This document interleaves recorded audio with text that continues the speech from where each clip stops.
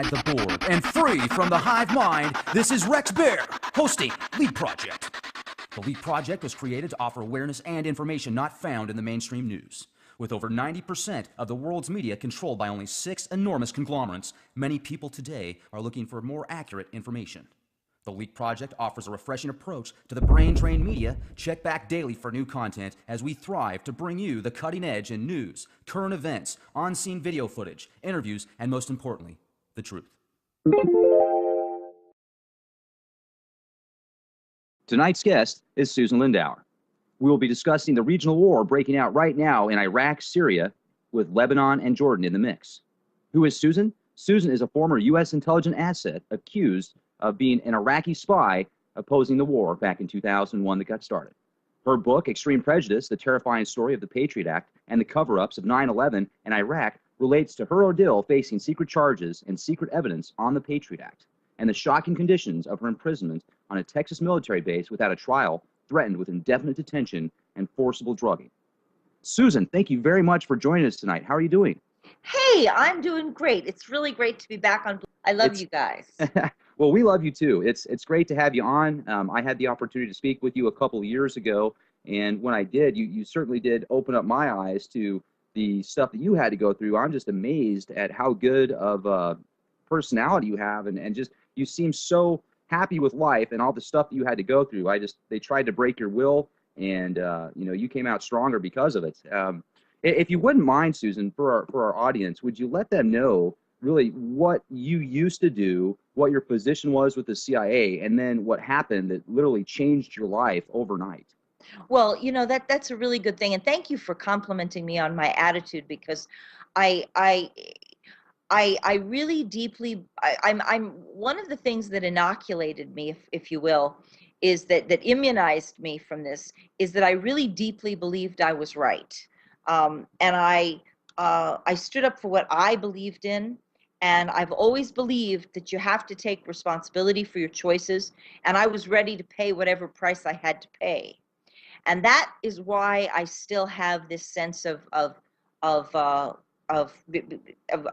righteousness is not exactly the right. It's humility. Believe me, there is humility in it, because I was excoriated and dragged through dirt.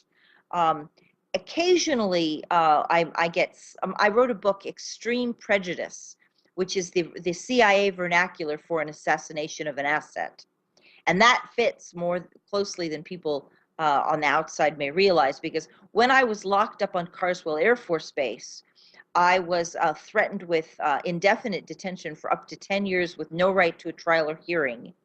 And not only imprisonment, they were so afraid of me that they threatened to forcibly drug me with Haldol, Ativan, and Prozac, and literally strap me down in a straitjacket and strap me down to a gurney and inject me with drugs so they could lobotomize me to kill off the truth that I knew.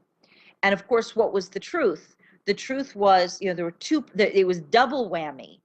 And usually we talk about 9/11 and my CIA team's advance warnings about 9/11, but right now, the real important stuff right now is that I was the chief CIA asset covering Iraq and Libya at the United Nations from May of 1995 right up to the invasion in 2003. And I started covering Iraq in August of 1996. And by that I mean that I had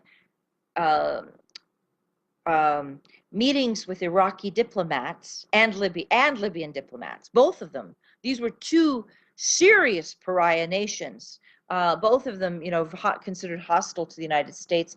Either one, if you were not a CIA asset, if any of you guys did this stuff, the FBI would have shown up at your house, within the first 30 days and said, "What the hell do you think you're doing?"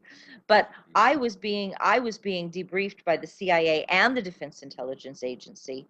My CIA handler, Dr. Richard Fuse, had been involved in Lockerbie. He claimed to know involved by Lockerbie, I mean, he'd been in Beirut during the Lebanese civil war and war with Israel, and he had infiltrated Hezbollah and he had tried to identify where the hostages, the hostages were being held.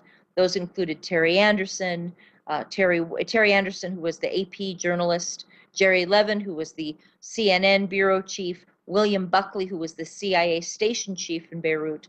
All these people were savagely tortured and brutalized. And Richard was one of the people looking for them. And this is how Lockerbie comes about. There was a rogue. Well, we'll come back to that. Let's come back to that, and you should put that on your thing of something to talk about. But you asked, how did I get into this? Richard Fuse was involved in Lockerbie from its opening hours. He'd been trying to expose the heroin trafficking, the CIA's role in heroin trafficking, and also to get the hostages rescued. Then you had, and so that's how that was his connection to this whole thing. I was a back channel. Richard Fuse had also given testimony on Capitol Hill about a U.S. military company called Terex, which had sold the Scud mobile missile launchers to Iraq that were used in the first Gulf War. The Scud mobile missile launchers were the short range. They were firing on short range missile launchers, firing on Tel Aviv and Haifa, and really just not really making an impact, but at least they were, they were scaring the Israelis, and it was considered a provocation by Israel.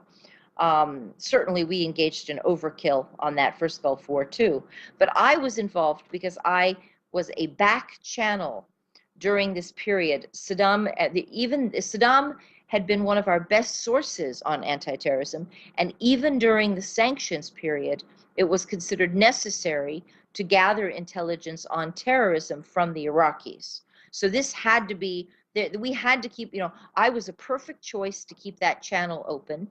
It was, from Iraq's position, an opportunity to show reliability, good neighborliness on this important question. Saddam hated Islamic jihadis more than Dick Cheney. I will tell you, he was tough on those guys. He really was. I mean, that's one thing about Saddam that was true. He did not, he was good. He was really good about managing Shiite versus Sunnis, but he did not like Islamic radicals. Shiite didn't matter. Sunni didn't matter. Islamic radicals he would not tolerate. Well, and sorry to interrupt. But when you said you were a back channel, could you explain that? Like, what exactly was your position? What did you do? Well, what I did was, I kept a line of communications open so that when Iraq or Libya was communicating something to Washington regarding terrorism, there would be a place for it to go. So I would receive it and give it to Washington. And in fact, my operation with Libya was highly successful. Because not only did I start negotiations for the Lockerbie trial, which of course went ahead, but we also ran an operation to get the terrorists out of Libya, to stop Gaddafi from offering sanctuary to terrorists and to deport all of the radicals who were on his base. And we did that by encouraging him to build an alliance with Hosni Mubarak. And Hosni Mubarak saying, look, if any of your people attack me, then it not only would it be an act of war, but you would lose your one friend in life. Let's help each other. And Gaddafi desperately needed Mubarak in the 90s. This is like 95, 96, 97. He didn't have any other friends in the world. And Egypt and Libya, of course, are next door neighbors. Libya is sandwiched in between Egypt and Tunisia. So he really valued the opportunity to have a next door neighbor who would be a friend. And so, but Mubarak said, look, you're going to help me get rid of these these terrorists, because, I have to, my government is threatened by these people, and we are afraid they're taking sanctuary with you and in your country. And so Gaddafi did very, very good things for Egypt. Gaddafi became a very good neighbor. Gaddafi gave Egypt hundreds of millions of dollars for development of tourism. Now realize, tourism means building hotels, restaurant construction. Those are good jobs, sustainable jobs. It creates income, because once you have the hotels in place, you have You have the hospitality industry. You have the restaurants. The shopkeepers. They have the tourism, the trinkets, all of the souks. You know, it's a good source of income, and that is the best way to stop terrorism. Because if people have jobs, if they have a stake in a stable community, they can provide for their families. The despair, the frustration is gone. You see? And if you take that away so that they become part of the middle class of the society, then you, by and large, you get rid of a lot of stuff. The tensions, the social tensions are reduced. And so we actually did very well for a long time, for 15, right up until Hillary Clinton came in and launched this stupid war in Libya.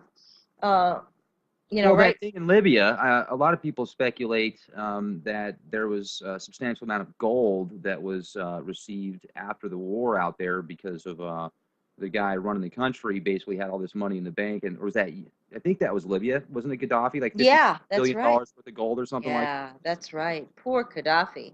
Yeah. And he wanted to have a gold-backed dinar. Mm-hmm. Very interesting.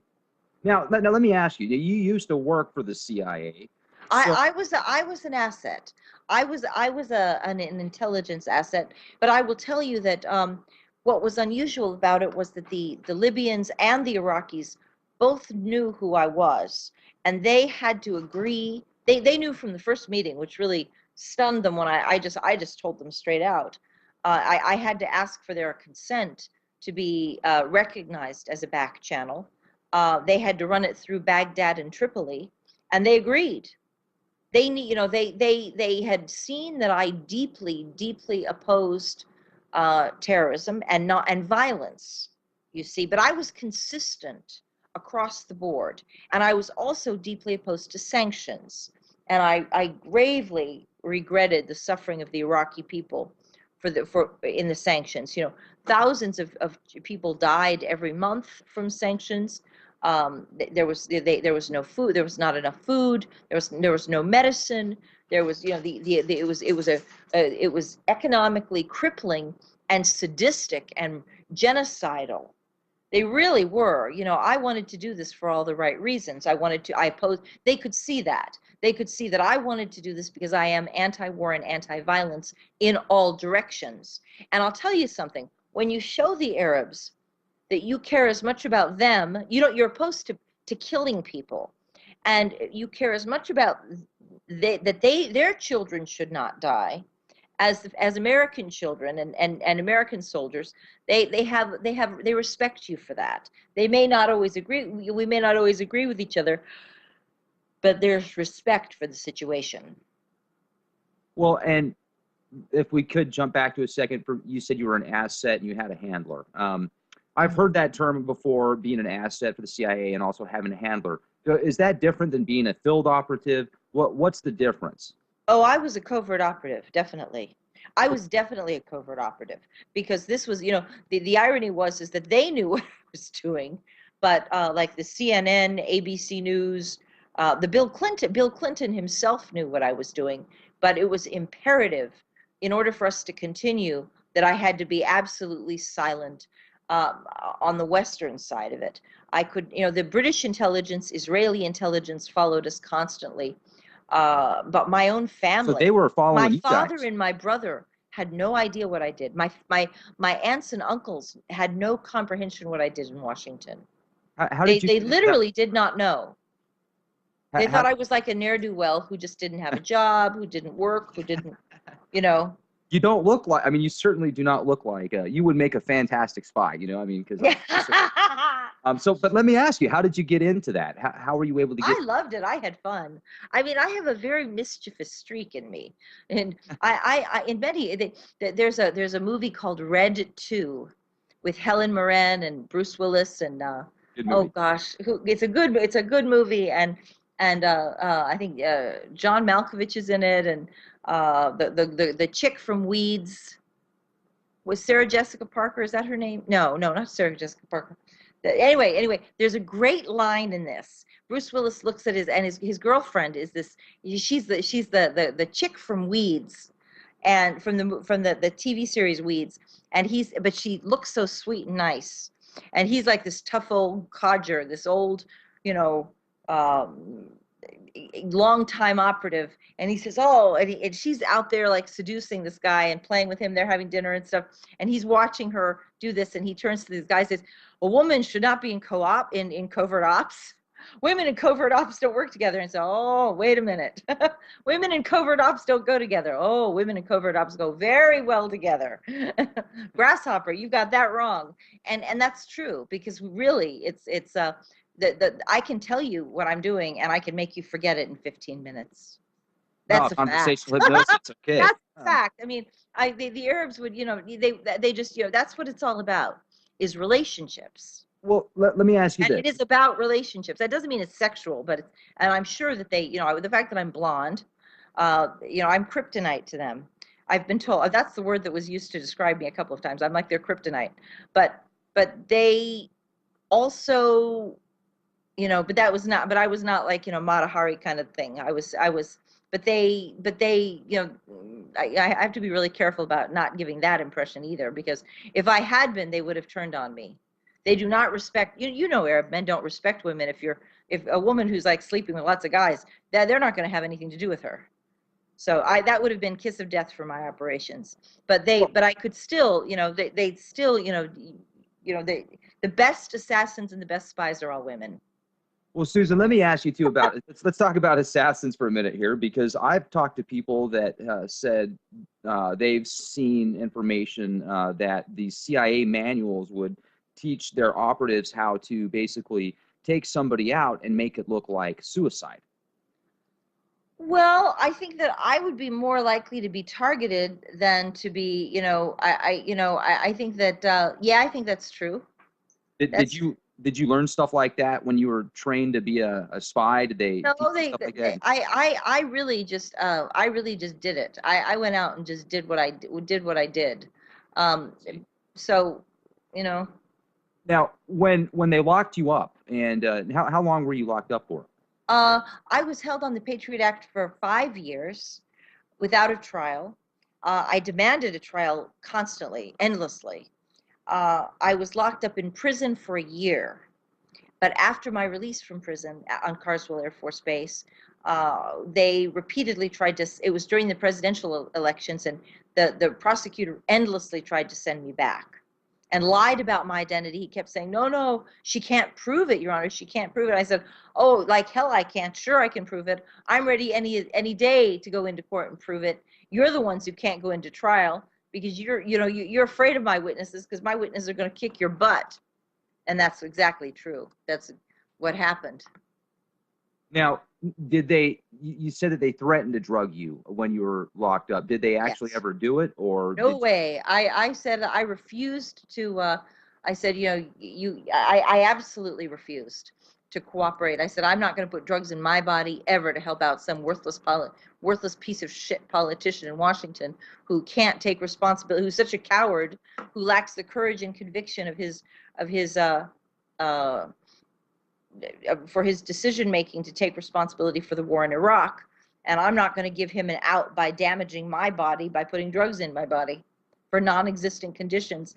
And they're like, but maybe someday you'll be, I don't suffer from depression, as you can tell. I mean, I just don't have that kind of personality that suffers from that. I'm not like a morose kind of person.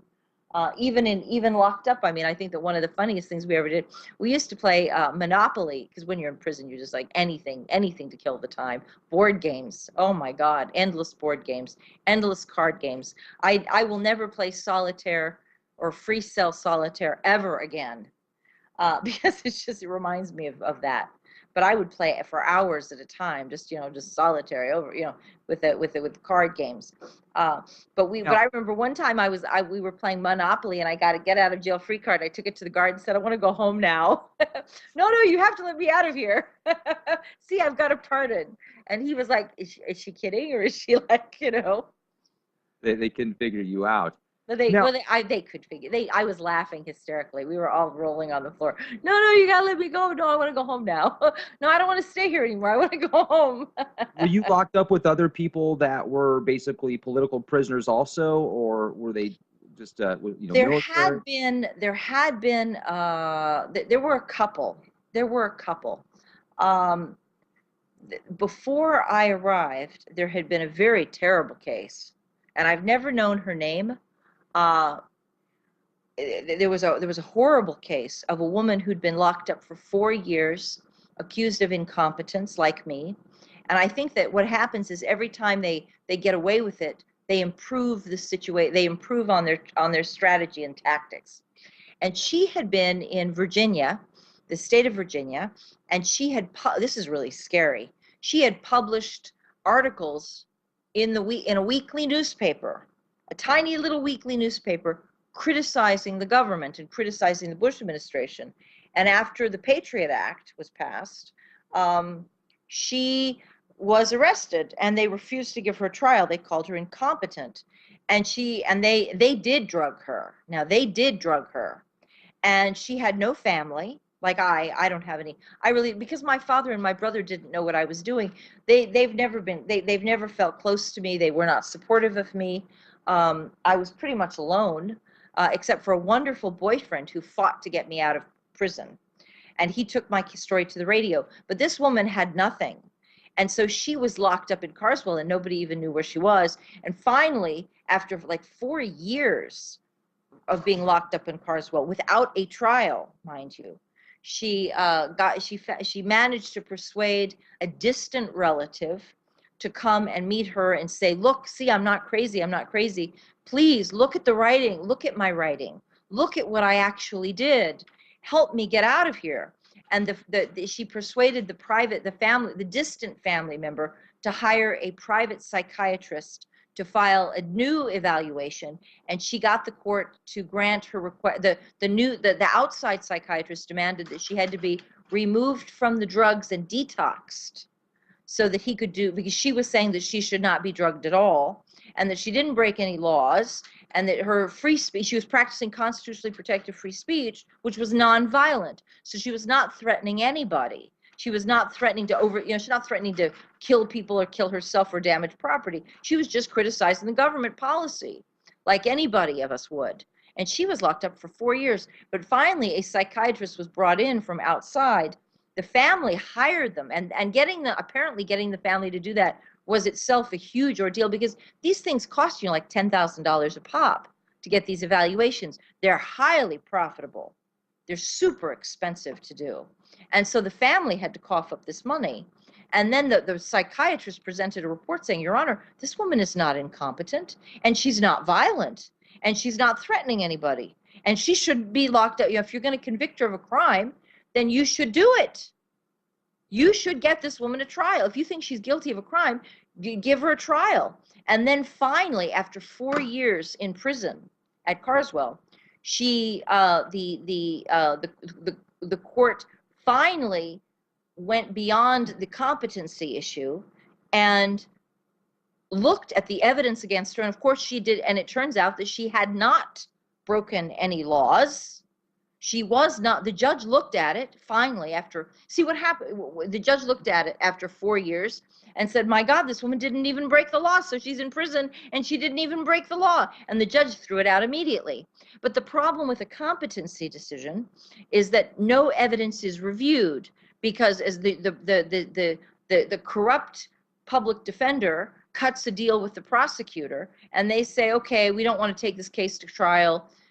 So we're going to say she's incompetent, and then from that point on, there is no review of the evidence. Now, my case could have been dismissed for lack of evidence. I hadn't broken any laws. I mean, there was no. I was on the Patriot Act, mind you, so there was secret charges and secret evidence. We were never allowed to know who had really accused me of what crime, but. Then that's the Patriot Act. And she may have been on the Patriot Act too, for that matter, because she had been accused of criticizing the government. But she'd published these articles in a newspaper, and the newspaper had seen fit to accept them for publication. So they had been in print, which is how the government saw them, discovered them, because they were published. So it wasn't like they were crazy articles just floating around. That's why one might think that it must have been something that irked somebody somewhere to, put her. Virginia is a very conservative, and she was like not in northern Virginia, close to D.C. She was in southern rural Virginia, where they don't tolerate dissension very well. They don't really, you better be obedient to the government. You better be saying the government is, walks on water, and they don't tolerate people criticize. They're very, our country is, for all the fact that we have our freedom here. Even in my neighborhood, which considers itself to be very liberal and progressive, there's not a lot of tolerance. Well, there really is not a lot of tolerance. it is funny how people call America land of the free. I'm really starting to question what they consider free. There's so many laws and rules and regulations, unfortunately, that it is very bureaucratic. But that's a whole other episode. Let's jump into what's going on around the world right now in the Middle East. You've got these organizations out there that pop up all the time. These boogeyman organizations. Now it's ISIS. I think let me just tell you something. I think ISIS is very dangerous. I don't think unfortunately, I don't think they are a boogeyman. I think they're the real thing. I think that Al-Qaeda was, at the time that Al-Qaeda was originally formed in Afghanistan, they were, ragtag mountain fighters from, Afghanistan who were getting their money off the heroin trade, opium trade. And they weren't really terrorists. They were just, freedom fighters throwing out the Soviet Union and then throwing out the United States. I do not, of course, as you all imagine, I do not believe that 19 hijackers in a cave devised 9/11, nor do I believe Mohammed Atta was a devout Muslim. He was an asset being run by the CIA, and some people say Bin Laden was an asset. Yeah, Bin Laden was an asset. They were fulfilling a role for the U.S. government that the U.S. government needed them to play, and that's what they were doing. And this was just a deeply cynical thing. But ISIS is very real. ISIS means business, and these are fighters who cut their teeth. They didn't cut their teeth in Afghanistan.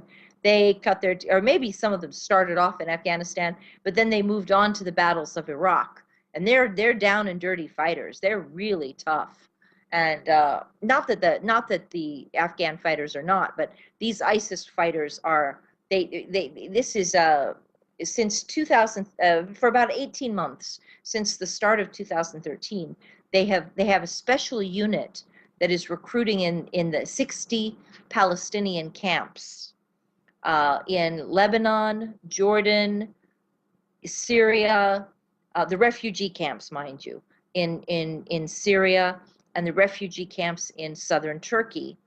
And they are determined to, the fight against Syria particularly is because of the location. It's like a real estate agent, location, location, location. They are trying to get to the Golan Heights so that they can launch attacks on Israel. And I am convinced and I'm hearing from my sources inside the Middle East that Lebanon and Jordan are about to fall. That Lebanon particularly is crashing down right now.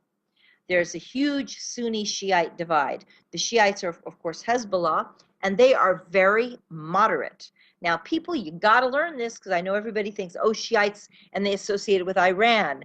Syria and Lebanon are very moderate secularists, very tolerant. Hezbollah is the most modern element of Islam. The real dangerous ones are the Sunnis, the Sunni Wahhabis, and the Takfiris. And those are the people who are reaching out to the Palestinians, promising that they will fight all the way to Jerusalem. And the Palestinians, of course, are desperate. I grieve. I mean, I am not sympathetic towards Israel. Israel has done a lot of harm by refusing to, provide any compassion for these poor people. They have created the desperation and the urgency. And in Lebanon, none of these people can get jobs. The Palestinian refugees are not allowed to hold jobs in Lebanon. So they've been there, 20, 30 years. Their children were born there. Now the children are having, now their grandchildren are being born in Lebanon. And the whole time they're being shut out of employment. They're being forced to rely on scraps of charity from the Lebanese government. And of course, the Lebanese government deeply, I'll be honest with you, hates the Palestinians. There's deep, bitter resentment against the Lebanese people for the outside Palestinians because the Palestinians pushed Lebanon into the civil war, into both a civil war and a war with Israel. And of course, Hezbollah jumped in to fight Israel because any chance that you get to fight Israel, the Arabs will immediately band together to do that. And you should never think that Shiites and Sunnis will be separate. On that day when everybody goes towards Jerusalem and out, they call it Al-Quds, A-L-Q-U-D-S, Al-Quds, they will all be united together. And it won't matter if they're Sunni Shiite. But right now, it is the Sunnis, it is the Takfiris who are reaching out. And apparently they've got about 6 million tacit supporters in the Palestinian camps because their message is just wildfire of it's like the only hope the Palestinians have now. Egypt shut down the tunnels to Gaza. Jordan has been harsh on Gaza. Everybody's being tough on the Palestinians. Syria has been tough on the Palestinians, even though they all hate Israel.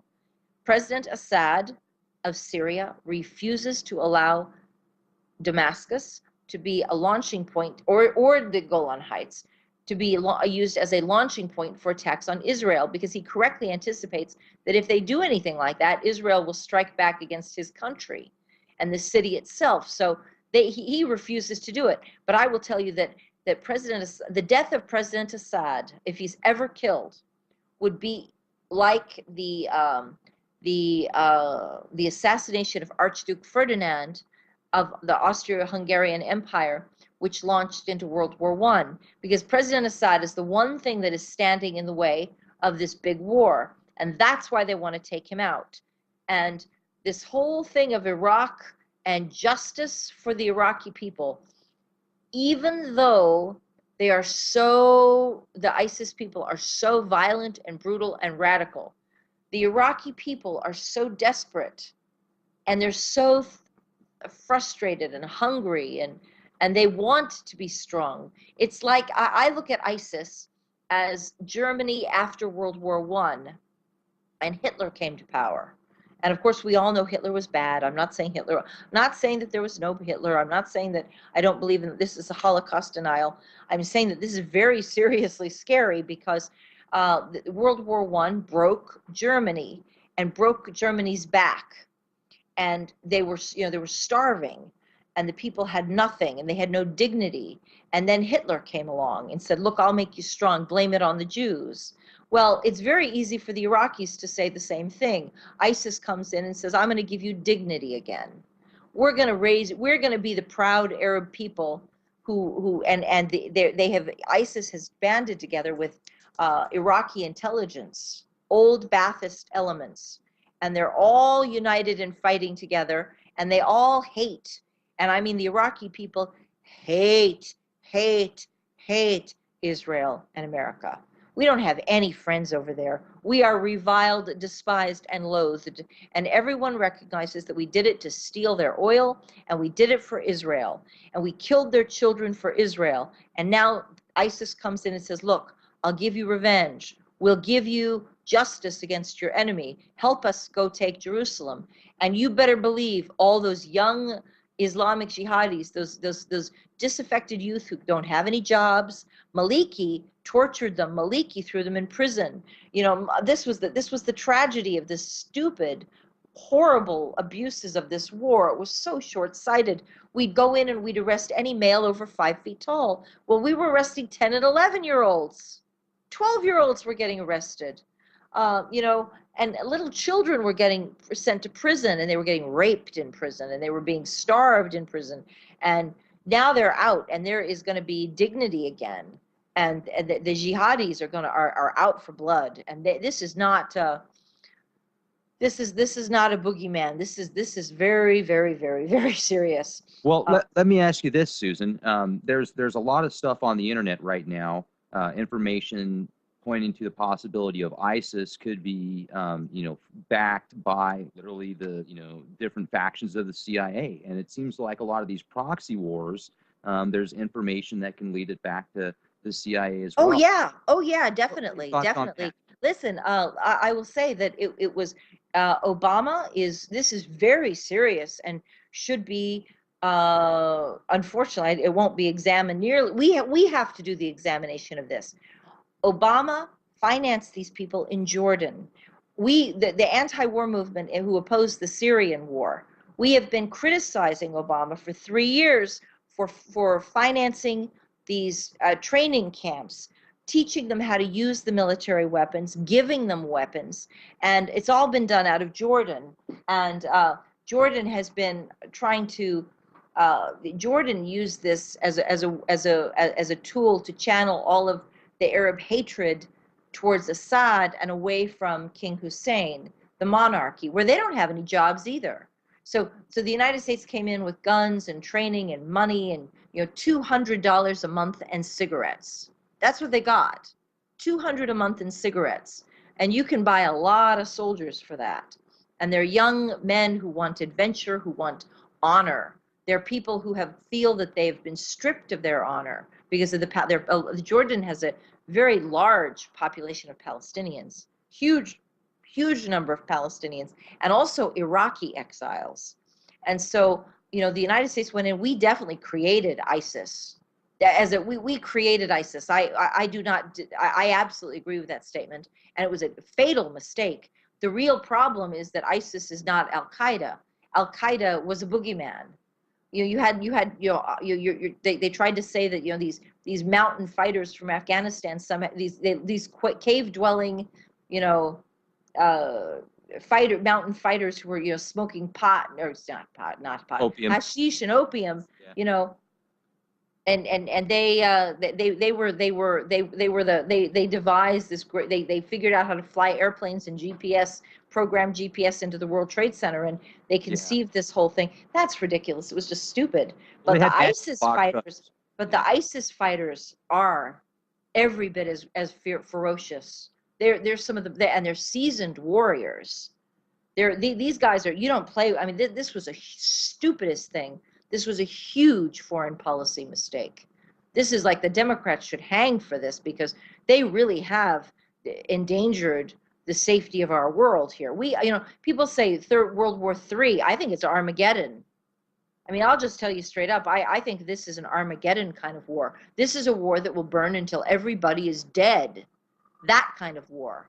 When every single human being is dead in the Middle East, then the war will end. But what we're seeing now is you're not going to be able to stop it. And God, I do not want the United States involved in this war. And what I think will happen, do we have a break coming up or anything like that? Do you want to take a quick break? That's fine. Absolutely. Okay. No. We don't need to take a break right now. Let me know if I would in like 10 or 15 minutes, take a break. Sure. That's fine. Absolutely. Okay. But the thing is, what's going to happen is, I'm convinced of this. All of the Kurdish people will have. Remember that Turkey has a large Kurdish population of its own. Okay, southern Turkey has a Kurdish population. Southern Turkey also has a large Sunni population. And so between the Sunnis and the Kurds of southern Turkey, you're going to see revolution there as well. You're going to see Syria, but the Levant, ISIS means the Islamic State of Iraq and the Levant. That is the following: Cyprus, Lebanon, Jordan, Iraq, Syria, and southern Turkey. Okay? That's a huge, huge territory. Absolutely enormous territory. And because of the deep poverty of the youth and the lack of education opportunities, the lack of literacy, lack of jobs, and lack of money, unless they're, the only source of money they're getting is from being jihadis. Like the Saudis are paying them to be jihadis. The Americans are paying them to be jihadis. So that has become, and then they have the adventure and the honor and the dignity of saying, hey, I'm a fighter. I'm not a loser. I'm not a nothing. I'm a fighter. And they become something greater than themselves in the name of Islam. It is devastating. It is absolutely devastating. And they will declare war on Israel. That is the next step. I believe that, and I'm hearing this from people in Lebanon, that Lebanon is crashing down right now. That probably in the next 3 to 4 months, I'd give it that long. I'd say 3 to 4 months, Lebanon will crash down. What'll happen after and that? splinter. And then Jordan will fall. In 6 months, 6 to 8 months, Jordan will come down right after it because of the Palestinians. The more the ISIS is building ferocious pressure on the Palestinians. This whole bit about the killing the three Israeli teenagers, and now Israel's bombing Hamas in Gaza, that will ignite huge blood revenge on the side of the Arabs.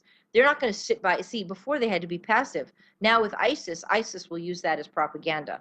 I guarantee you they're going to use that as propaganda. And so Jordan, which is a large, very poor Palestinian population that's been getting all this arms training and weapons from the United States, all of that, they will go now too. That will explode after Lebanon. And then there will be, and I would put that by, say, let's just say Lebanon falls by September, October. Jordan falls by February, March, April, okay? Then you have the beginnings of an offensive against Israel by next summer. By next summer, 12 months from now, you will see the beginnings of an offensive against Israel. Now, that's going to be 2015. Very quickly, once that happens, Israel will begin screeching for the United States to come in, and you'd better believe that people like me will be fighting to keep us out of it. It would be catastrophic for the United States military, and I'm so grateful for General Martin Dempsey, who is fighting, who is a passionate resistance, powerful resistance, a blockade against going into another war with Israel. I'm sure that John McCain and all those guys will want it very badly. And I just fear for us. I really do. But at that point, as of next summer, I expect the war with Israel to start. ISIS has, during the Lebanese civil war, which lasted 15 years against Israel, the CIA did a study, and they said that if all the Arab countries ever united together, then it would take all of them about 10 years of constant daily battling to destroy Israel. Well, ISIS knows this, and ISIS is telling the Arab people that they can do the war in 6 years. And they say, we're in this for the long run. We're going to take them out. Give us, we'll spend 6 years fighting Israel, and then we'll take Tel Aviv. And what will end up happening, though, is within immediately when this happens, Washington will be, hand-wringing, and there will be tears, and, poor Israel, poor Israel. And, of course, we will be, the peace movement, the anti-war community, and American soldiers will be saying, no way do we want to get involved with this. That's crazy to get involved with this. But then we're going to see Hillary Clinton and the Republicans coming into power, because they're going to be getting ready for the 2016 elections. And I would guess, I'll prognosticate that by the end of December of next year, there will be another false flag major terrorist attack, because the Israelis will desperately need a real Pearl Harbor this time to push the United States into the battle zone, so that we get tied into this with them, because they cannot win, no matter what they want to say about their pride and we're Israel, we can kill everybody we want, we have the best weapons, we have the most sophisticated weapons. But when you're up against 1 billion people who are ready to kill you, there's going to be, eventually you're going to lose. They are going to overrun you because they have sheer numbers over you. So they've got to have the United States. It's like, for Israel, it's life or death to get America into it. And that's when I expect there to be another major terrorist attack on New York City. I expect it to be a dirty suitcase bomb, a dirty nuke suitcase bomb Not a mushroom cloud. I don't think there will be a mushroom cloud, but I think there will be a very real radiation contamination threat, and it will take out Lower Manhattan, and it will probably close the markets for a few weeks, and that will rile Wall Street and frighten Wall Street, which has a lot of Jews anyway. So there's a lot of Israeli Jewish money, and there will be a rush for war after that. And Americans are just so stupid. I don't think that Americans will think they can win it. They have to know we're not going to win this war. This will be the end of us. It really will be the end of us if we do this. But I'm afraid that's exactly what's going to happen. Well, it does seem to many people that I talk to, this systematic destruction of America has been taking place for some time. You know, they're openly letting people in the borders in the South, to the point of we don't know who's coming in, and we can't track people. And not only that, but the jobs, the market, everything is just really became dilapidated, and it is falling apart at the seams. So it's unfortunate. It's not the way it used to be, and it would be nice if, you know, there was something that people could establish values next to. But it's really gone downhill. But that's once again for another show. Obviously, you have had access to a lot of information, I guess classified information. Boston Marathon, Sandy Hook, the Colorado Aurora theater shootings. What are your thoughts on those? I think that they are definitely, Boston Marathon is totally staged. There's no way that they. I regard the Sandy Hook and the Colorado theater shooting, the Aurora theater shooting, as like psychotic individuals. The Aurora Theater is a perfect example. Apparently, that guy also did the Columbine shooting, and the psychiatrist, excuse me, the psychiatrist had John Hinckley's case and the Columbine shooters, and had just upped the drug dosages for all of those people right before they snapped.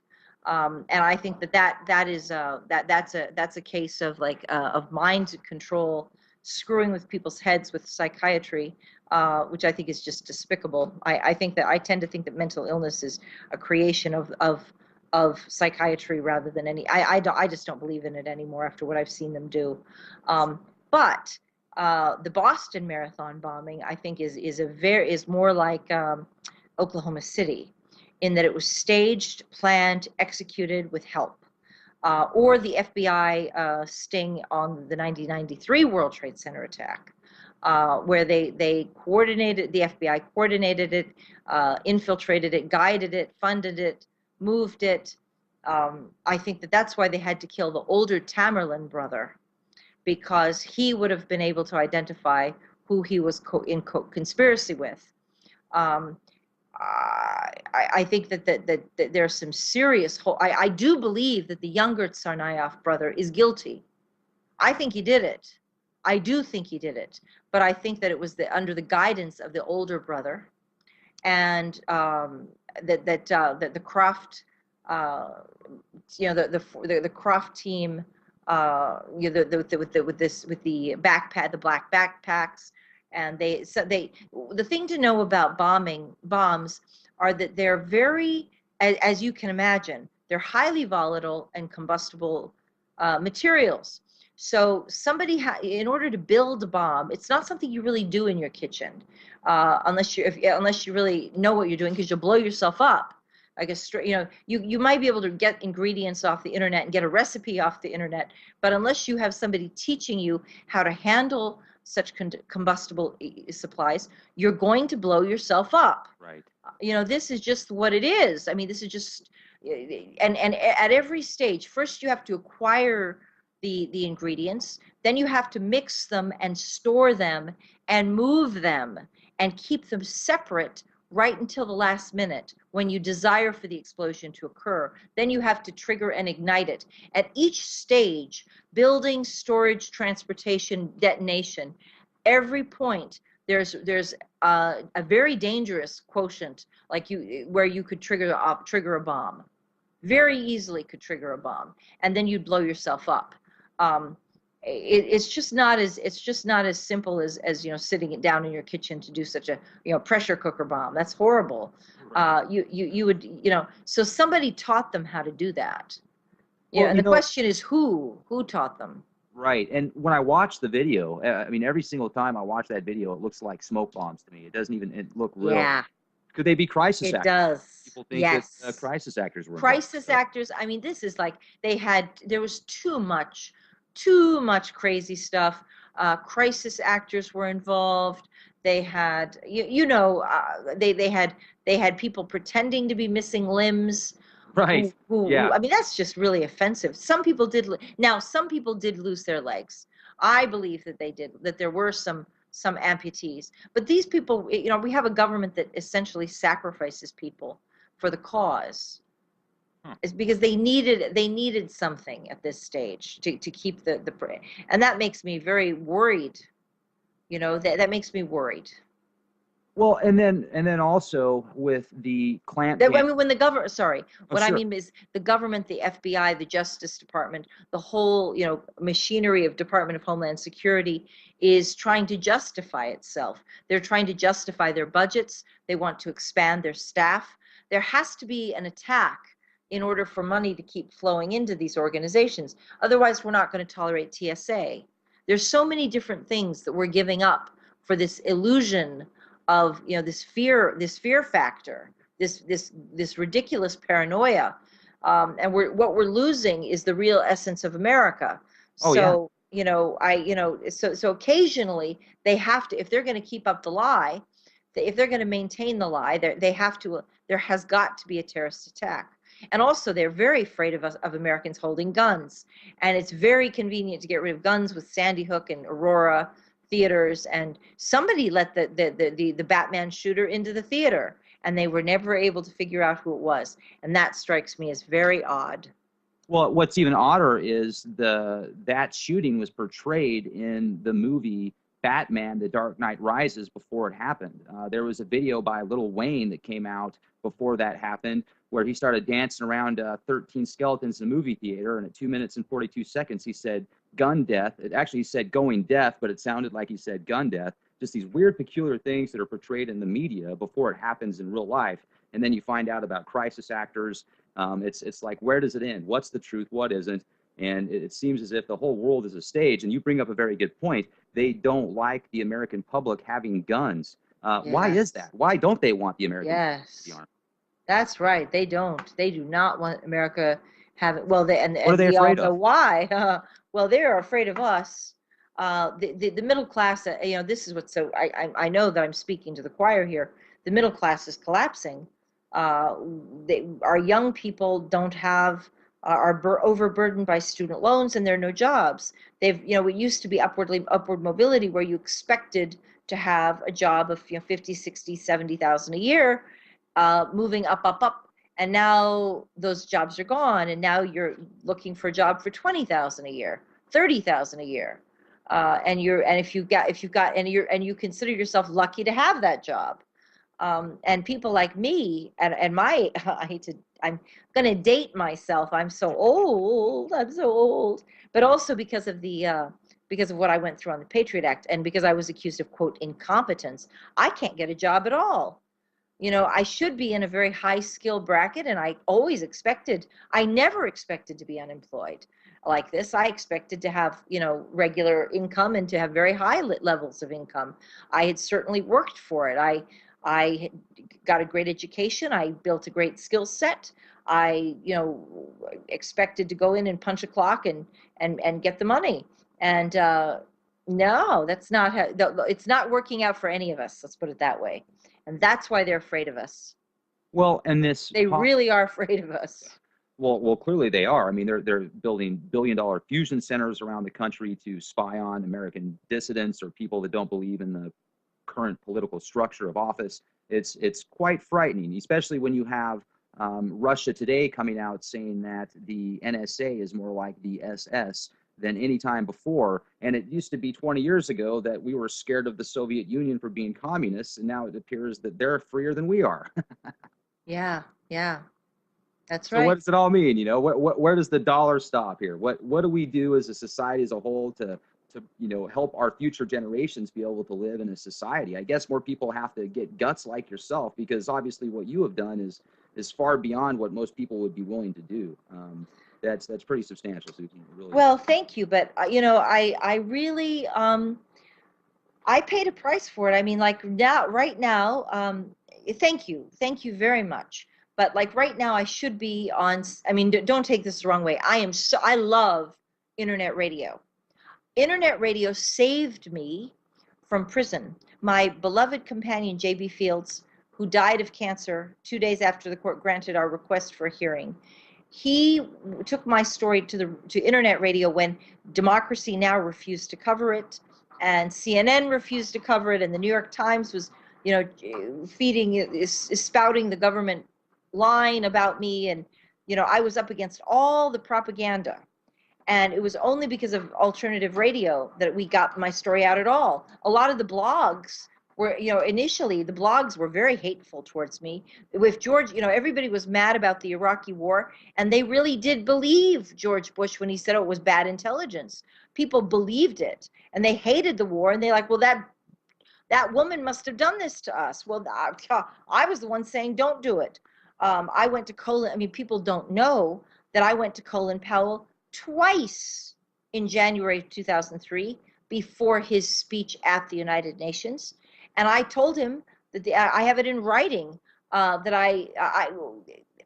that the Iraqi exiles were fabricating intelligence reports. They were completely untrustworthy and unreliable. They were desperate to persuade the U.S. to protect them because they could not return back to Baghdad after slaughtering 2 million people during sanctions, the brutality of the sanctions, and they were going to go bomb them and destroy the society even more, and they were going to be hated, and this would provoke a war that at the first chance the Iraqi people got, they were going to turn on these people. And I even predicted this war, a region-wide war. I said there will have to be a region-wide war to clean, as when the Iraqis purge the puppets that the United States is going to put in.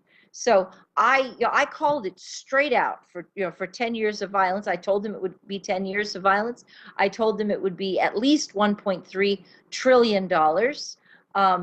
I was wrong. It was more like $4 trillion and $2 trillion in Afghanistan. But I certainly was, John McCain was saying it was going to be 100 billion, which was laughable. We spent that much in a month. Wow. And so you see, but I ended up, becoming the threat. And the corporate media has protected its punditry and its loser, idiot pundits who got their facts wrong. But they don't want to be blamed. They're afraid of the CNN and MSNBC and Fox News are afraid of losing their own credibility. And so they won't even acknowledge me at all. They refuse, CNN refuses to deal with me because they don't want to have me say, we told you so. They're embarrassed by the fact that they got their facts totally wrong. There's Michael Isikoff and David Corn wrote a book called Hubris, about the backfighting in the Bush administration, and they finally got the whole story down about how the Bush administration and the CIA were at each other's throats in Iraqi pre-war intelligence, and they finally got that much. But even Michael Isikoff refuses to cover my story, and I'm the chief asset who covered Iraq at the United Nations, and I was thrown in prison so that they could lie. But he absolutely will not acknowledge me, because what I have to say is so devastating. We had a peace option on the table. Colin Powell was warned before his speech. There was a peace option on the table. Colin Powell should have been court-martialed. He should have been demoted and court-martialed for lying to his fellow officers and causing the deaths, the unnecessary deaths, the frivolous deaths of American soldiers. But there was a peace option on the table, which Colin Powell knew about. My own cousin was the chief of staff to George Bush. He knew about all this stuff. Congress knew about all this stuff, Democrats and Republicans. It's easy to blame the neocons, but the Democrats were just as guilty. They knew the stuff too. I made sure everybody knew about this.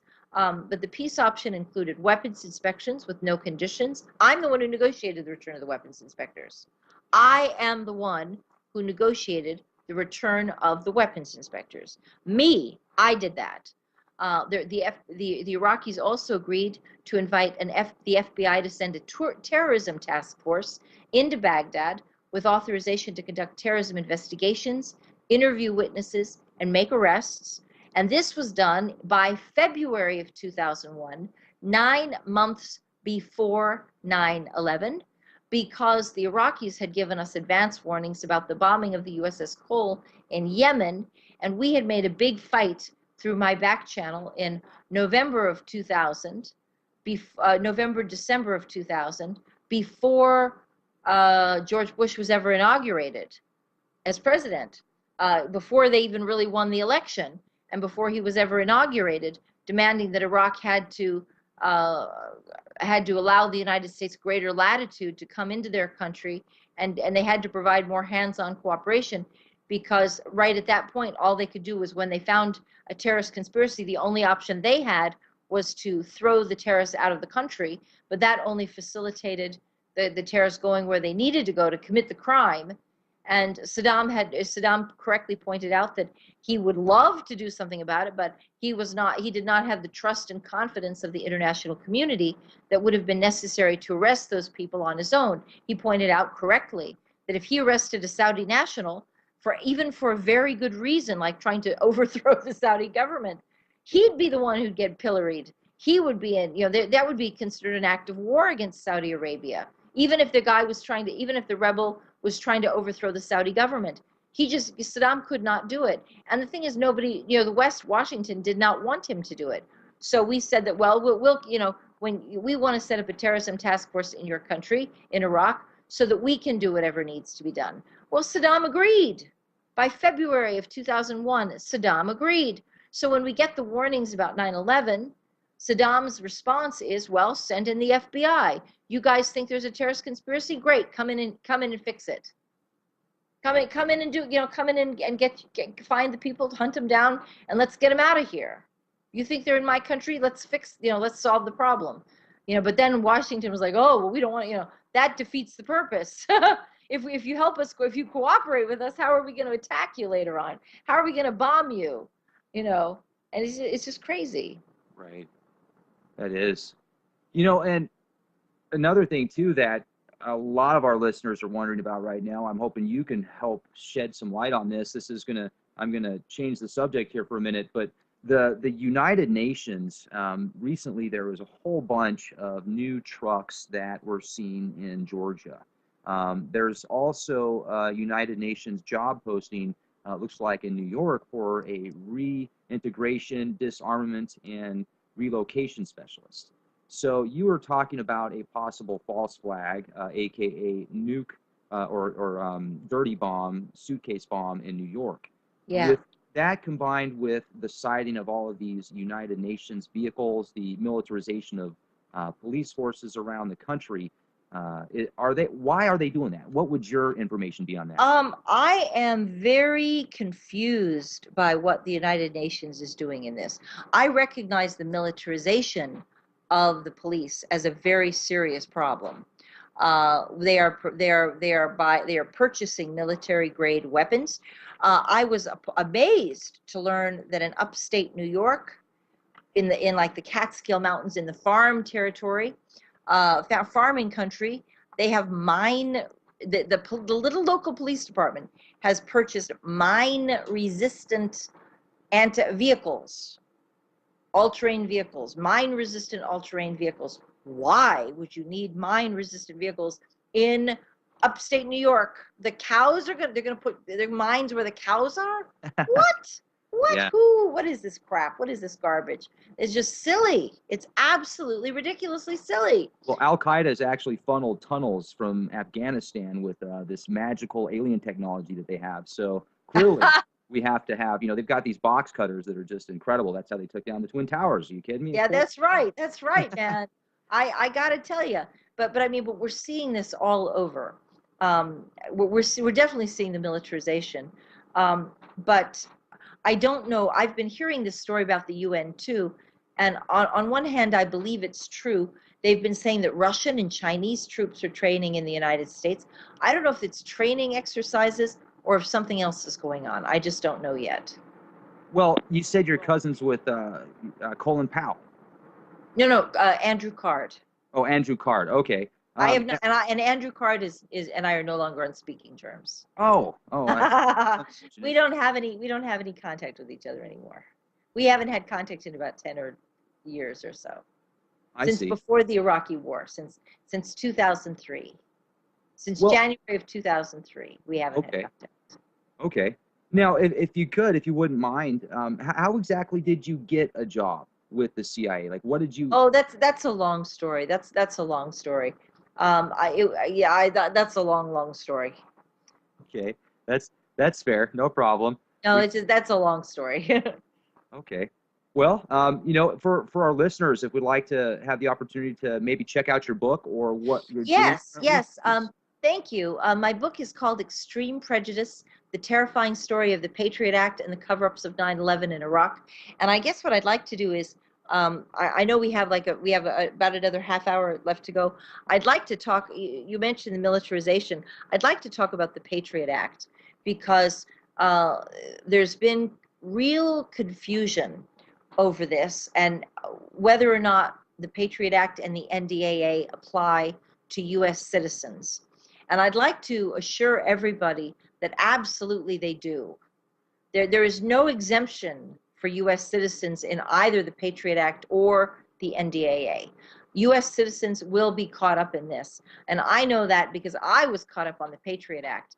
And it's much worse. The Patriot Act criminalizes free speech. It says that free speech is itself sedition, even if it is nonviolent. My freedom of speech was always nonviolent. I am anti-war. So I'm saying, hey, let's not kill each other. What could be more threatening than that? But the problem was that I was also saying we need to get rid of this bad government that is threatening us with these terrible decisions. And so what you see, the Patriot Act equates free speech, nonviolent free speech, with sedition. Because if you are at any risk of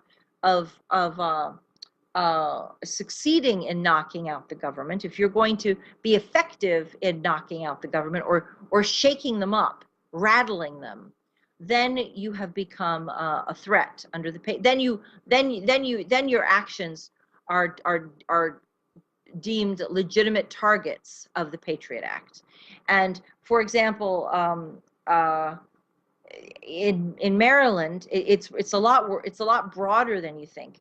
When I was under indictment, we found that the state police had invoked the Patriot Act to go after the Chesapeake Climate Action Network, which supports clean water in Chesapeake Bay and watershed protection in Chesapeake Bay.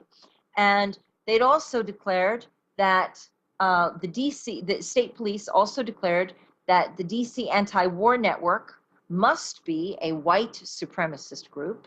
They declared that anti-death penalty activists might get violent.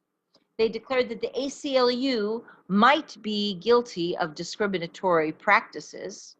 And all of these really ridiculous things that just sound so silly when you look at them at face value and you look at who these groups are and how not silly. They're noble. They're idealistic and noble, but they're also good. They're not trying to hurt anybody. These are just good people in the privacy of their own homes. But most of them are very small. Most of them are mom and pop organizations that just that try to do something good for what they consider to be good for the community. And this Maryland State Police had sent in agents to monitor their meetings. They put them under 24-hour surveillance. The Chesapeake Climate Action Network slated for 24-hour surveillance because what? What do you think they're going to do? Come on, and so you see that they can take these things, these very innocent activities, and they can make them into something ugly. And unfortunately, that is what I'm expecting is going to happen now. I'm really, really frightened of what is going to happen. And the difference between the NDAA and the Patriot Act, all of them apply to American citizens. If Dianne Feinstein tells you other words, she is lying to you. Absolutely, they apply to us. But what it's going to mean is the difference between the Patriot Act and the NDAA is that the Patriot Act at least allows a judge and a court. In the Patriot Act, there's secret charges, secret evidence. The government is not required to show any evidence that you actually broke the law. Now think about that. The government is not required ever to show that a crime was committed. Imagine, like if like in a bank robbery. Let me compare it. I compare it to a bank robbery, and that's a really good comparison. If a bank is robbed, everybody says, oh, okay, at 1 o'clock in the afternoon, the Bank of America at University Boulevard got robbed by 3 men. They were driving a blue sedan, late model sedan. They went in and held up the cashier, and the cashier gave them $25,000. They ran out the door. The police camera, the security cameras caught it all, and then they ran off down the street and headed towards Adelphi, and they were caught. But in the Patriot Act, you're not allowed to hear any of that. The government is under no obligation to show that there really was a bank robbery. The government just says, just take our word for it, there was a bank robbery. And they're like, and we don't have any evidence that any money was taken. The government is not required to show that any money was actually stolen. The government is not required to show evidence that you drove to the bank that day and held them up. The government is not even required to say what city or state or location the bank robbery occurred. I mean, imagine that. The bank does not, they don't even, the city, the police in the Patriot Act do not have to identify what bank was actually robbed or how much was stolen from it. They are not required to show that a crime was ever committed. I mean, that just blows people's minds, that you don't even have to, the government has no obligation to show that you ever broke. In 5 years, the reason they refused to give me a trial was because I said, well, I want to see the evidence. They're like, well, don't be difficult. I'm like, well, where's the evidence? Well, I don't know. Don't you want to just confess? No, where's the evidence? What crime did I commit? Well, it's one of those kind of difficult, it's kind of difficult to explain. Oh, please, go away and leave me alone. And they were like, well, we can't do that because George Bush wants to attack you. See, and the problem is that we're now at a phase where you have, but at least under the Patriot Act, the one thing you do have is a judge and a court. So what we did was, even when I had my crappy public defender, I would go, my uncle, who was an attorney, would join us at the table, and he would say, Your Honor, I'm filing for Susan here. Susan's filing pro se. I'm helping Susan file this, and she's asking for a hearing. And we want we want to solve this problem, and we need the court to address these points. And there was a judge to do it. Under the NDAA, there is no judge, and there is no court, and there's nowhere for any defendant to go and appeal for justice. And the military holds you on their base, and they don't even have to acknowledge that you're there. When my uncle showed up at Carswell Air Force Base, 3 times he showed up. The first time he showed up, they simply said, there is no prison on this military base. Susan Lindauer is not occupying anything, is not a resident here. Go away. And he said, well, she most certainly is. There is a prison there. My niece, Susan Lindauer, is definitely being detained on that prison, and I demand the right to see her as a family member and as her attorney, co-attorney. And she has the right to see me, and for both of those reasons. And they said, well, no, she doesn't, and she's not here, so go away. The second time he went back, they said, yeah, there's a prison here, but she's not, but they don't have visiting hours. We don't want you to come on our base. Don't come back tomorrow. Don't come back again. And he said, well, I'm going to get the U.S. Marshals, and I'm going to file a complaint to the judge, and we're going to get the U.S. Marshals to come in here, and we're going to make you open this prison gates for me. And literally on the 3rd visit, the U.S. Marshals were flanking my uncle at the prison gates, And the military said, and the judge was in his chambers and said, you let her in, you let Ted Lindauer into that base, or I'm going to have the U.S. Marshals forcibly escort him in. And that's how we got a visit. But think about that. Imagine what's going to happen when they start rounding up Americans and family members, and you're just taken away in the middle of the night, and then family members say, where's my husband? Where's my daughter? And the military look them straight in the eye and say, we don't have your daughter here. There's no prison here. Go away. Your daughter is not on our base. Go away. And of course, that can be a total lie. That will be a lie in many, many cases. And people will just go around looking for all the local bases, military bases, trying to find their kids. That's what's coming. This is going to be so much worse than anybody thinks. Well, Susan, like they have not even figured. Like, I was so disappointed at Chris Hedges and the whole NDAA lawsuit, because they refused to let me join that lawsuit. And I was like, hey, I've lived through the NDAA. I know what this actually means. So. Well, you know, that's one thing too with technology now. You know, cameras on every corner, drones that have infrared. There's really not going to be anywhere to hide if they wanted to clamp down. I watched a movie the other day. I wish I remember the name of it, but it was about these people that escaped the Siberian, war camps in World War II that Stalin put them in, and they literally escaped on foot several thousand miles. And I don't remember what country they ended up in that was outside of the arm of, communism. But my goodness, if it gets to that point to where people that just can think for themselves and have an opinion that might not be what the beast mentality Borg-like system wants it to be, then they're going to be confined and taken away. That's a pretty horrific thought, but certainly the signs are in place. Now let me ask you this, and our listeners are on the edge of their seats wanting the answer for this. If you can help us, what would be a telltale sign that okay, they're clamping down? Any night now they could show up at your door, black vans, whatever, take you to these FEMA camps all around the country, these strategic places. What would be a telltale sign that that is going to happen? Oh boy, I think that after I think it's coming sooner than we think. I think if there's the problem of a financial collapse, which we're in the throes of already. Once you start to see civil violence, then there's going to be quickly like the Occupy Wall Street types.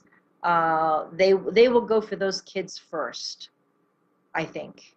They'll go for those people. They'll come for probably radio hosts like you and I, because we are dissension. We are public dissension. I think that there will be. I think that the real impetus, however, will be once a war starts with Israel. Once the Arabs declare war in Israel, and you have a lot of Americans like us fighting desperately to stop the United States from going into war with Israel, then they're going to need to remove us so that we're out of the way, so that Israel can get what it wants. That's going to be the big scary part. That's when they're going to make their move. I see. And the financial. That's when it'll happen, I think.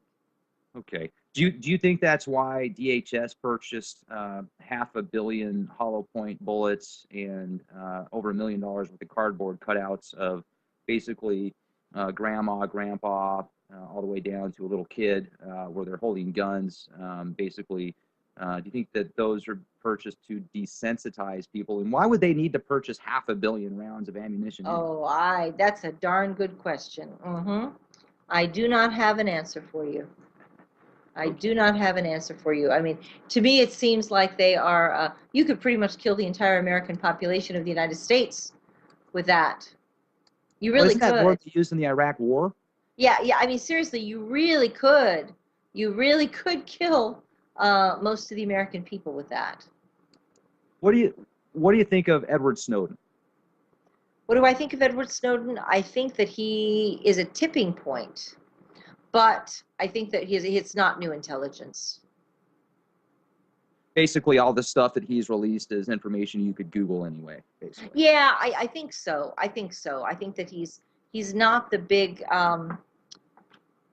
though his timing is really great, because finally Americans are willing to hear it, and he is accomplishing something by making sure that all of us learn it, and he has accomplished something.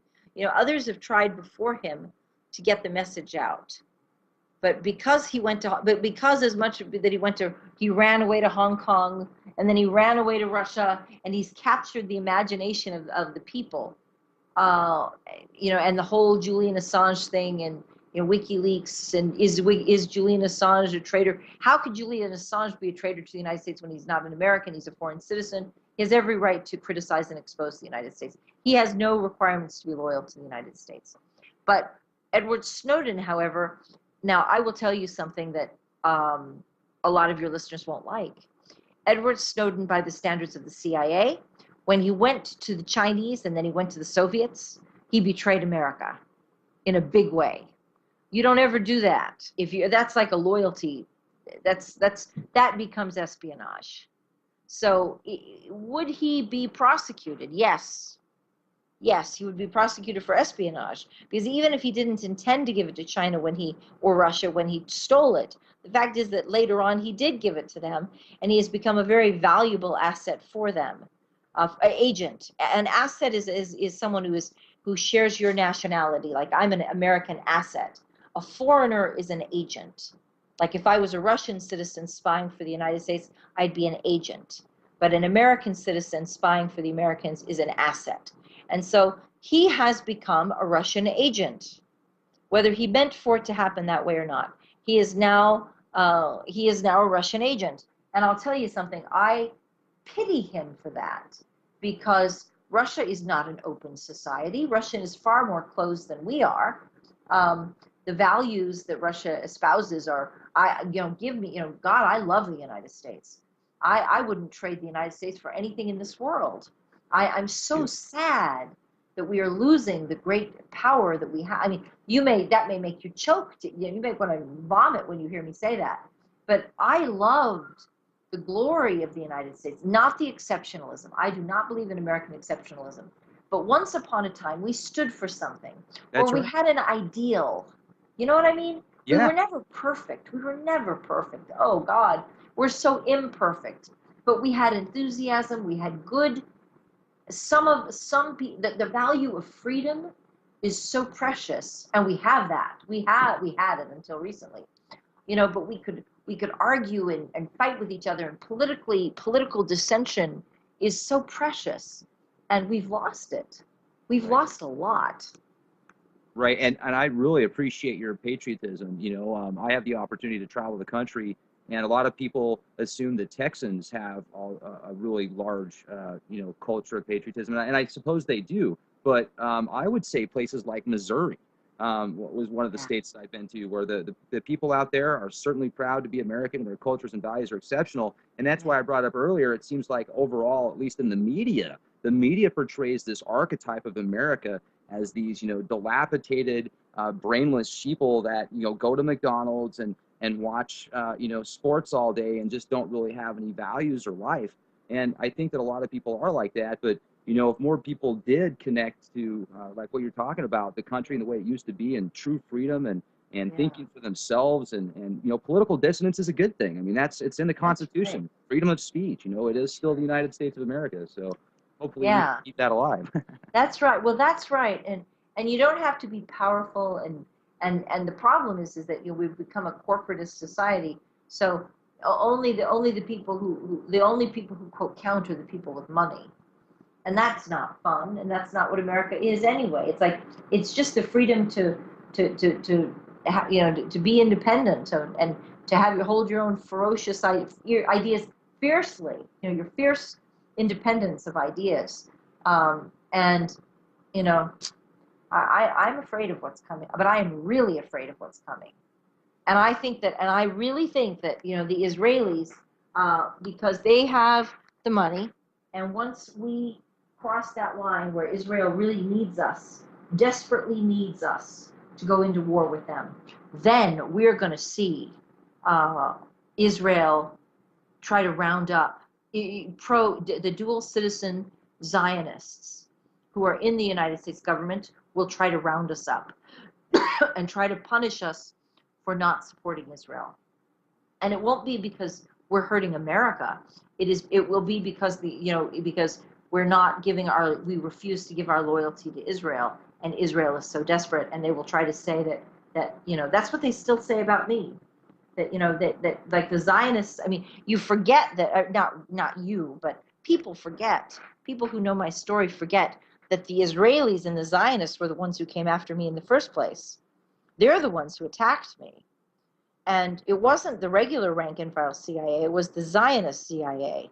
And those people outside the CIA who were desperately trying to, like the Jewish, the Zionist, they were more as Israeli Mossad. They were not even necessarily CIA Mossad. Do you believe they were also behind 9/11? And yes, absolutely, absolutely. And I was totally in their way, and they needed to remove me, and that's what it was all about. But what's going to come next? They're going to come after everybody.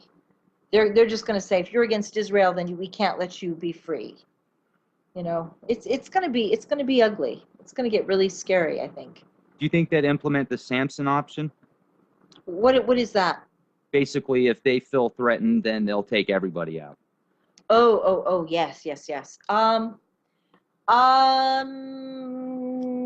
Well, we could change the codes. The nuclear codes. I think we could protect ourselves if we wanted to. I think the real problem is that Hillary Clinton is rumored to have given the Israelis our nuclear codes so that they would have access to our nuclear weapons anytime they wanted it. And now, since that time, of course, the nuclear codes have been changed. But if Hillary Clinton comes into power again, and she is a total Zionist, she's like a rabid Zionist, then you're going to see a potential threat, a real serious threat, that Israel could, maybe even, punish us a little bit or do some kind of false flag to get us into war. And are you familiar with the Protocols of Zion? The whole idea of like Israeli racism and the natural superiority, which is, to me, is just the silliest thing ever. Do they feel is that what you're referring to, or is there something you're specifically referring partially to? yes. Supposedly there's these texts that were written called the Protocols of Zion that are basically a blueprint of world domination.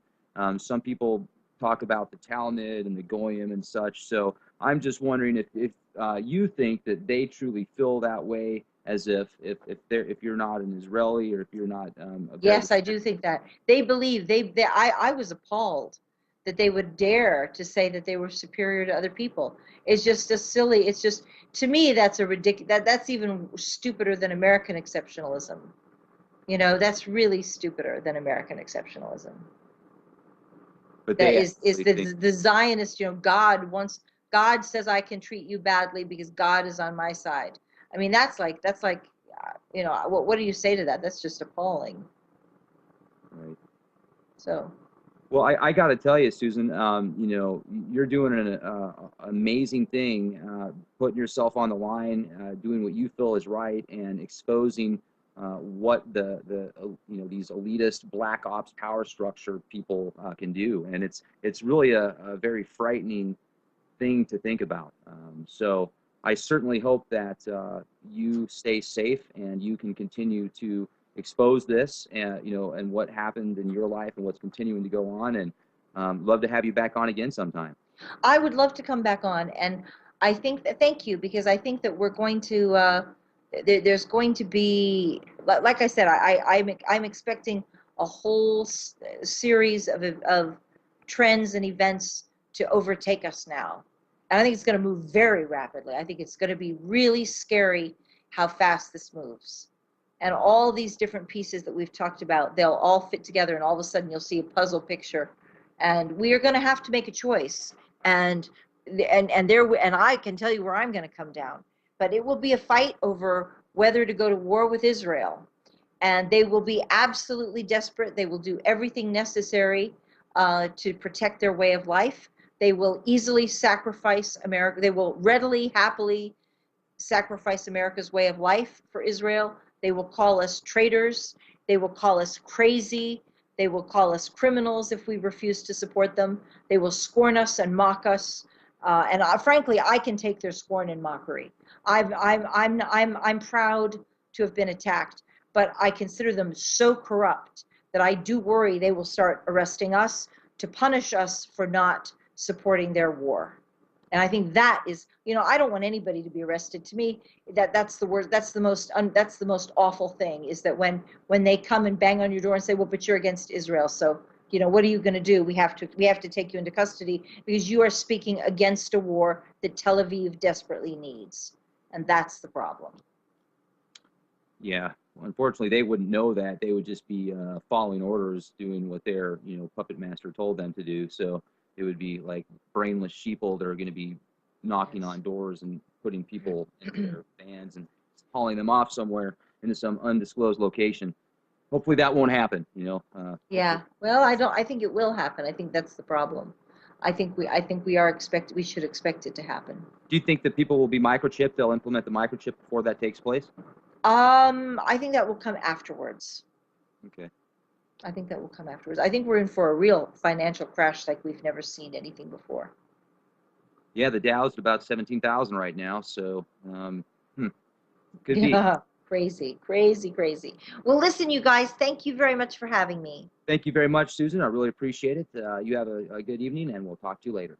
Thank you. Bye-bye. A very special thank you to our guest tonight. For all of you that had the opportunity to be here with us, if you enjoyed the show, follow us on YouTube, youtube.com/clandestine-timelord, for the most recent interviews, videos, and podcasts.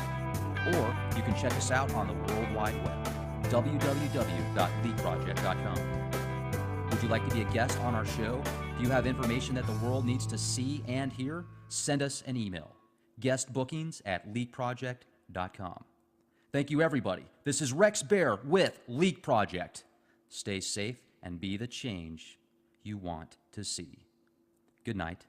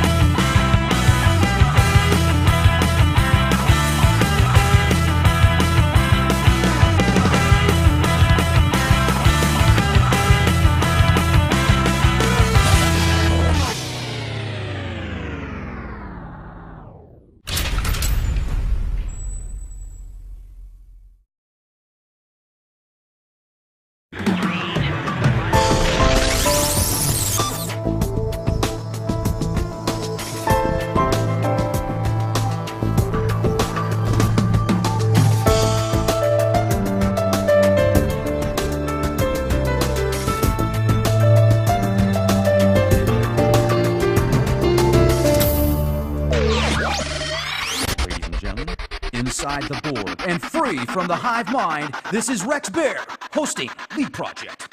The Leak Project was created to offer awareness and information not found in the mainstream news.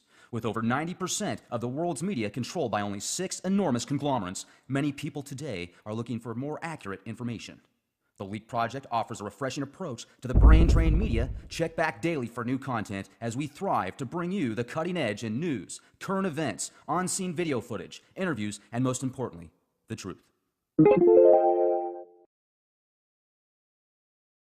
Tonight's guest is Susan Lindauer. We will be discussing the regional war breaking out right now in Iraq, Syria, with Lebanon and Jordan in the mix. Who is Susan? Susan is a former U.S. intelligence asset accused of being an Iraqi spy opposing the war back in 2001 that got started. Her book, Extreme Prejudice, The Terrifying Story of the Patriot Act and the Cover-Ups of 9/11 and Iraq, relates to her ordeal facing secret charges and secret evidence on the Patriot Act and the shocking conditions of her imprisonment on a Texas military base without a trial, threatened with indefinite detention and forcible drugging. Susan, thank you very much for joining us tonight. How are you doing? Hey, I'm doing great. It's really great to be back on. I love you guys. Well, we love you too. It's great to have you on. I had the opportunity to speak with you a couple of years ago, and when I did, you certainly did open up my eyes to the stuff that you had to go through. I'm just amazed at how good of a personality you have, and just you seem so happy with life and all the stuff that you had to go through. They tried to break your will, and you came out stronger because of it. If you wouldn't mind, Susan, for our audience, would you let them know really what you used to do, what your position was with the CIA, and then what happened that literally changed your life overnight? Well, that's a really good thing, and thank you for complimenting me on my attitude, because I I I really deeply I'm one of the things that inoculated me, if you will, is that immunized me from this, is that I really deeply believed I was right, and I stood up for what I believed in, and I've always believed that you have to take responsibility for your choices, and I was ready to pay whatever price I had to pay. And that is why I still have this sense of of of of righteousness is not exactly the right. It's humility. Believe me, there is humility in it, because I was excoriated and dragged through dirt. Um, Occasionally, I wrote a book, Extreme Prejudice, which is the CIA vernacular for an assassination of an asset. And that fits more closely than people on the outside may realize, because when I was locked up on Carswell Air Force Base, I was threatened with indefinite detention for up to 10 years with no right to a trial or hearing. And not only imprisonment, they were so afraid of me that they threatened to forcibly drug me with Haldol, Ativan, and Prozac, and literally strap me down in a straitjacket, and force, like, strap me down to a gurney and inject me with drugs so they could lobotomize me to kill off the truth that I knew. And of course, what was the truth? The truth was, there were it was double whammy. And usually we talk about 9/11 and my CIA team's advance warnings about 9/11, but right now, the real important stuff right now is that I was the chief CIA asset covering Iraq and Libya at the United Nations from May of 1995 right up to the invasion in 2003. And I started covering Iraq in August of 1996. And by that I mean that I had uh, meetings with Iraqi diplomats and Libyan diplomats, both of them. These were two serious pariah nations, both of them, considered hostile to the United States. Either one, if you were not a CIA asset, if any of you guys did this stuff, the FBI would have shown up at your house, within the first 30 days and said, "What the hell do you think you're doing?" But I was being debriefed by the CIA and the Defense Intelligence Agency. My CIA handler, Dr. Richard Fuse, had been involved in Lockerbie. He claimed to know by involved by Lockerbie, I mean he'd been in Beirut during the Lebanese civil war and war with Israel, and he had infiltrated Hezbollah, and he had tried to identify where the hostages were being held. Those included Terry Anderson, Terry Anderson, who was the AP journalist, Jerry Levin, who was the CNN bureau chief, William Buckley, who was the CIA station chief in Beirut. All these people were savagely tortured and brutalized. And Richard was one of the people looking for them. And this is how Lockerbie comes about. There was a rogue. Well, we'll come back to that. Let's come back to that, and you should put that on your thing of something to talk about. But you asked, how did I get into this? Richard Fuse was involved in Lockerbie from its opening hours. He'd been trying to expose the heroin trafficking, the CIA's role in heroin trafficking, and also to get the hostages rescued. Then you had, and so that's how that was his connection to this whole thing. I was a back channel. Richard Fuse had also given testimony on Capitol Hill about a U.S. military company called Terex, which had sold the Scud mobile missile launchers to Iraq that were used in the first Gulf War. The Scud mobile missile launchers were the short range. They were firing on short range missile launchers, firing on Tel Aviv and Haifa, and really just not really making an impact, but at least they were, they were scaring the Israelis, and it was considered a provocation by Israel. Certainly, we engaged in overkill on that first Gulf War too. But I was involved because I was a back channel during this period. Even Saddam had been one of our best sources on anti-terrorism, and even during the sanctions period, it was considered necessary to gather intelligence on terrorism from the Iraqis. So this had to be, we had to keep, I was a perfect choice to keep that channel open. It was, from Iraq's position, an opportunity to show reliability, good neighborliness on this important question. Saddam hated Islamic jihadis more than Dick Cheney. I will tell you, he was tough on those guys. He really was. I mean, that's one thing about Saddam that was true.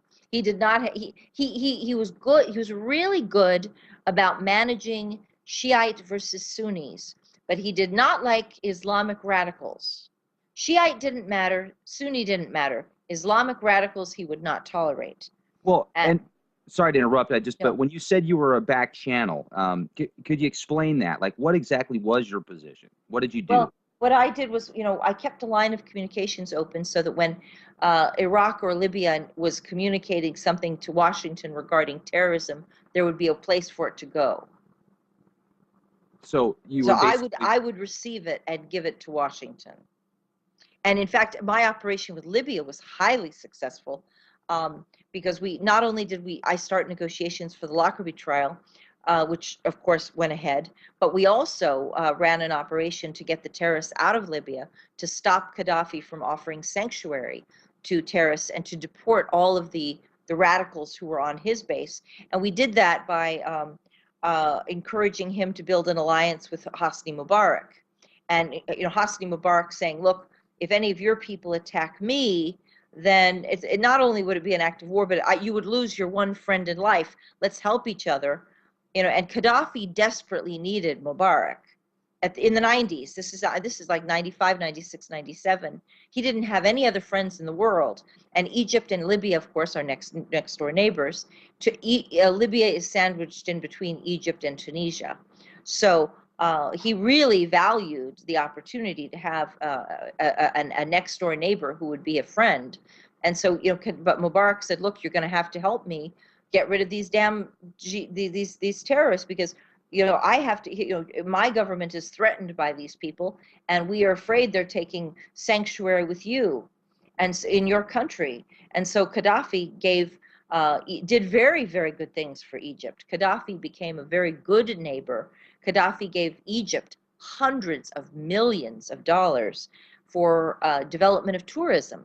Non-violent. Now realize, tourism means building hotels, building hotels, restaurant construction.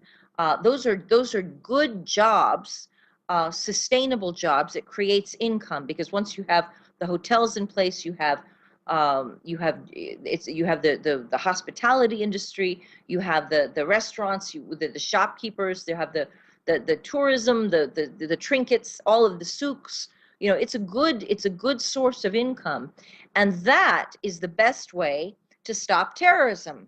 Because if people have jobs, if they have a stake in a stable community, they can provide for their families. The despair, the frustration is gone. You see? And if you take that away so that they become part of the middle class of the society, then by and large, you get rid of a lot of stuff. The tensions, the social tensions are reduced. And so we actually did very well for a long time, for 15, right up until Hillary Clinton came in and launched this stupid war in Libya. Well, right? That thing in Libya, a lot of people speculate that there was a substantial amount of gold that was received after the war out there, because of the guy running the country basically had all this money in the bank. Or was that, I think that was Libya, wasn't it Gaddafi? Like $50 billion worth of gold or something like that? Yeah, that's right. Poor Gaddafi. Yeah. And he wanted to have a gold-backed dinar. Mm-hmm. Very interesting. Now let me ask you. You used to work for the CIA. I was an asset. I was an intelligence asset. But I will tell you that what was unusual about it was that the Libyans and the Iraqis both knew who I was, and they had to agree. They knew from the first meeting, which really stunned them when I just told them straight out. I had to ask for their consent to be recognized as a back channel. They had to run it through Baghdad and Tripoli, and they agreed. They need, you know, they had seen that I deeply opposed terrorism and violence, you see, but I was consistent across the board, and I was also deeply opposed to sanctions, and I gravely regretted the suffering of the Iraqi people in the sanctions. You know, thousands of people died every month from sanctions. There was no food. There was not enough food. There was no medicine. There was, you know, it was economically crippling and sadistic and genocidal. They really were. You know, I wanted to do this for all the right reasons. I opposed. They could see that. They could see that I wanted to do this because I am anti-war and anti-violence in all directions. And I'll tell you something. When you show the Arabs that you care as much about them, you're opposed to killing people, and you care as much about their children should not die as American children and American soldiers. They respect you for that. They may not always agree. We may not always agree with each other, but there's respect for the situation. Well, and if we could jump back to a second, you said you were an asset and you had a handler. I've heard that term before, being an asset for the CIA and also having a handler. So is that different than being a field operative? What's